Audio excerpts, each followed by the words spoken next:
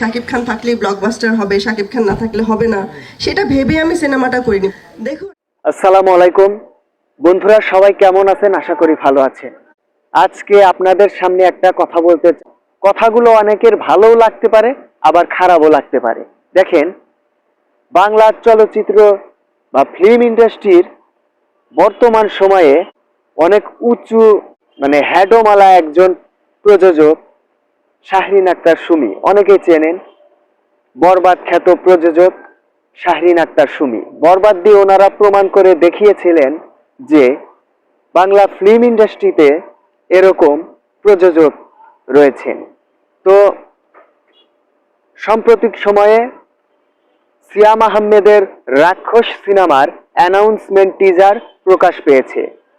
এর মধ্যে শাহরিন আক্তার সুমি উনি শাকিব খানকে নিয়ে কিছু মন্তব্য করেছেন। দেখেন, বরবাদ সিনেমা যখন তৈরি করে ওনারা, তখন বলেছিলেন যে শাকিব খান ছাড়া বরবাদ করা সম্ভব হতো না, বা শাকিব ভাই আছে বিধায় বরবাদ সফল হয়েছে। উনিও বলেছিলেন যে শাকিব খান মানেই মানি হিট গ্যারান্টি। আর এখন সুর পাল্টে গেছে, এখন বলছে অন্য কথা। আর এখন যে কথাগুলা বলছে, আমরা বরবাদ সিনেমা তৈরি করেছি, শাকিব খানকে নিলেই সিনেমা হিট হবে, এই চিন্তা করে বরবাদ সিনেমা করেনি তারা, এমনটাই বলেছে।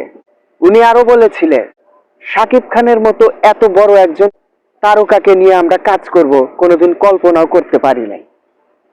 আর বর্তমানে বলছে ভিন্ন কথা। একটা মুখে এক এক সময় এক এক কথা, এগুলো আসলে কেমন? যাই হোক, তেমন বেশি কিছু বলতে চাইও না। সবাই ভুল ত্রুটি ক্ষমা করবেন, ক্ষমার দৃষ্টিতে দেখবেন।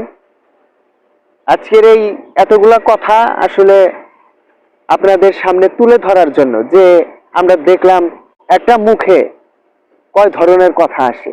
তো যাই হোক, সবাই ভালো থাকবেন, সুস্থ থাকবেন। ধন্যবাদ।